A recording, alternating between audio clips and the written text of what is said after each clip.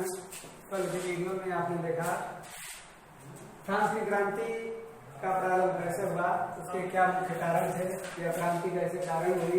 उसी क्रांति का जो दूसरा पार्ट है वो है फ्रांस की क्रांति की कुछ प्रमुख घटनाएं, यानी जो फ्रांस की क्रांति थी इसकी शुरुआत की क्या घटनाएं थी, इसकी शुरुआत कैसे हुई। तो इस क्रांति के बारे में यह माना जाता है कि इस क्रांति की शुरुआत 1 वर्ष पहले प्रारंभ हुई थी, यानी यह जो क्रांति थी वह 1788 में ही इसकी शुरुआत हुई थी और वह शुरुआत इंग्लैंड के युद्ध से हुई थी। उस समय फ्रांस के जो शासक थे लुई 16वें ने बार बार इंग्लैंड से युद्ध करने के वजह से अपने राजकोष को खाली पाया था, यानी फ्रांस का जो शासक था लुई 16वां वह बार बार इंग्लैंड से युद्ध कर रहा था और इसी युद्ध के कारण उसका जो राजकोष था वह बिल्कुल खाली हो गया था। राजकोष खाली होने के कारण फ्रांस की जो जनता थी, फ्रांस की जो आर्थिक स्थिति थी वह बिल्कुल बेकार हो गई थी और उस आर्थिक स्थिति के कारण वहां की जनता में असंतोष व्याप्त था। एक ऐसी घटना इस क्रांति की मुख्य भूमिका निभाती है जिसमें लुई 16वें ने अपने समय में जो चुनाव करवाया उसमें जनता की मांग थी कि सदस्यों की संख्या बढ़ाई जाए, लेकिन जनता की इस मांग पे लुई 16वें ने चुप्पी साधी और उसने इस मांग को ठुकरा दिया, जिससे जनता को यह विश्वास हो गया कि शासक जो है वह अपनी शक्ति का प्रयोग करके जनता की मांग को अनदेखी कर रहा है। इसी घटना के तहत जनता के अंदर जो आक्रोश था वह दिन प्रतिदिन बढ़ता गया और वह अपने असंतोषी जनता को शांत नहीं कर पाया और इस क्रांति का जन्म हुआ। इस क्रांति के अंतर्गत लुई 16वें ने जनता की मांग को ठुकराते हुए चुनाव कराया और उस चुनाव के बाद उसने सदन को बंद कर दिया। जनता की यह मांग थी कि उसमें सदस्यों की संख्या बढ़ाई जाए, लेकिन वह संख्या नहीं बढ़ाई गई। बाद में जब जनता उस सदन में पहुंची तो उसको बंद पाया।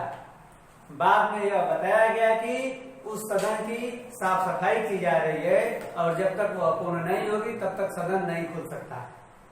इसी के साथ साथ लुई 16वें ने यह भी घोषणा की कि हमने संविधान का निर्माण प्रारंभ किया है और जब तक यह निर्माण पूर्ण नहीं होगा तब तक हम सदन में कोई बैठक नहीं करेंगे और इसके लिए जनता कोई मांग करे उनकी मांग पे कोई ध्यान नहीं दिया जाएगा, जिससे जनता के अंदर यह पूर्ण विश्वास हो गया कि शासक अपनी शक्ति का पूर्ण रूप से प्रयोग करके हमारी इस मांग को ठुकरा रहा है और वह इस क्रांति की ओर अग्रसर हुए। इस क्रांति के अंतर्गत ऐसी ऐसी घटनाओं का सार मिलता है जो उस क्रांति को उपज करने में वहां के जो शासक थे उनकी मुख्य भूमिका थी।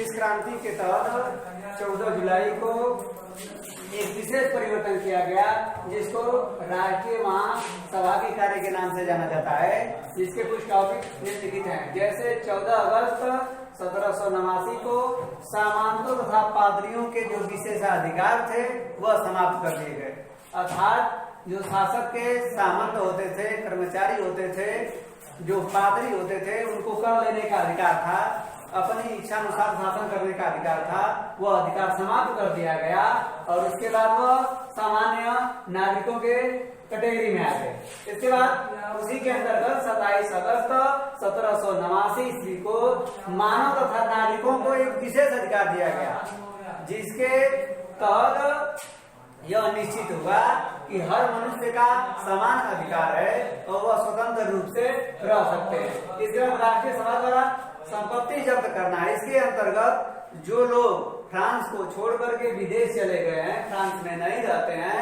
उनकी सारी संपत्ति सरकार द्वारा जब्त कर ली गई और उस पर सरकार का पूर्ण अधिकार हो गया। इसके बाद राष्ट्रीय महासभा का कानून। राष्ट्रीय महासभा में एक विशेष कानून बनाया गया जिसके अंतर्गत बिना कानून की मदद से किसी को कोई सजा देने का किसी को अधिकार नहीं था। अर्थात अगर कोई दोषी पाया जाता है तो उसे सजा देने का अधिकार केवल कानून को था। अन्य किसी नागरिक को, राजा के कर्मचारी को या अन्य किसी राजा के खास लोगों को उसको दंडित करने का कोई अधिकार नहीं था। वो अधिकार समाप्त हो गया। वो अधिकार अब कानून के तहत कर दिया गया। इसके बाद राजद था विधानसभा। राजा के हस्ताक्षर के बिना अगर कोई नियम विधानसभा में 3 बार पारित किया जाता था तो उसको उस राज्य में लागू कर दिया जाएगा। इस प्रकार का भी यह नियम बनाया गया। यानी राजा के अंदर जो तानाशाह की भूमिका थी वो इस नियम के तहत समाप्त कर दिया गया और सभी कार्य विधानसभा के अंतर्गत निहित हो गया। इसके बाद चर्च द्वारा कर लेने पे रोक। जो चर्च के पादरी थे, यानी कैथोलिक चर्च के जो पादरी होते थे, उनको भी अधिकार था कि वे फ्रांस के लोगों से कर ले सकते थे। लेकिन इस राष्ट्रीय महासभा के द्वारा चर्च के पादरियों को जो कर लेने की छूट दी गई थी वह समाप्त कर दी गई। अब वे चर्च के पादरी वहां की जनता से कोई कर नहीं ले सकते थे।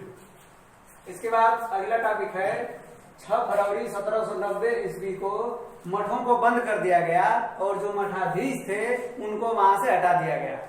इसके बाद उसके अगले टॉपिक में जुलाई 1790 ईस्वी को एक पादरी विधानसभा बनाई गई, जिस विधानसभा में पादरियों के ऊपर अंकुश लगाकर उनको हटाया जा सकता था और वहां पे नए पादरी बैठाए जा सकते थे। इसके बाद इस पादरी विधानसभा की जो सभा बनाई गई थी उसमें जजों को भी नियुक्त किया गया और उनकी एक ऐसी सभा बनाई गई जो इन पादरियों के ऊपर विशेष ध्यान रखते थे और इनकी किसी भी प्रकार की कोई घटना जो होती थी वह इस सभा में प्रस्तुत की जाती थी। उनकी नियुक्ति और उनकी तनख्वाह भी निश्चित कर दी गई थी। उसके बाद राष्ट्रीय महासभा ने 83 प्रांतों को कैंटों को कम्यूनों में, इन कम्यूनों में बांट करके उसको छोटे छोटे भागों में बांट दिया और जिस पर सभी के ऊपर एक समान अधिकार स्थापित कर दिया गया। जो निश्चित रूप से पहले की जो व्यवस्था थी वह बिल्कुल भंग हो गई और सभी लोगों के ऊपर एक समान अधिकार पारित हो गया। इसके बाद इसी राष्ट्रीय सभा के अंतर्गत फौजदारी और दीवानी न्यायालय बनाए गए। फौजदारी न्यायालय में वे सब मुकदमे देखे जाते थे जिनमें मारपीट, लड़ाई झगड़े आते थे। दीवानी मामलों में केवल आपसी झगड़ों का समझौता किया जाता था और इन न्यायालयों के अंतर्गत राष्ट्रीय महासभा ने एक ऐसे न्याय तंत्र का निर्माण किया जो वहां की जनता के ऊपर जो भी समस्याएं थी उनका समाधान आराम से निश्चित रूप से समाप्त किया जा सके।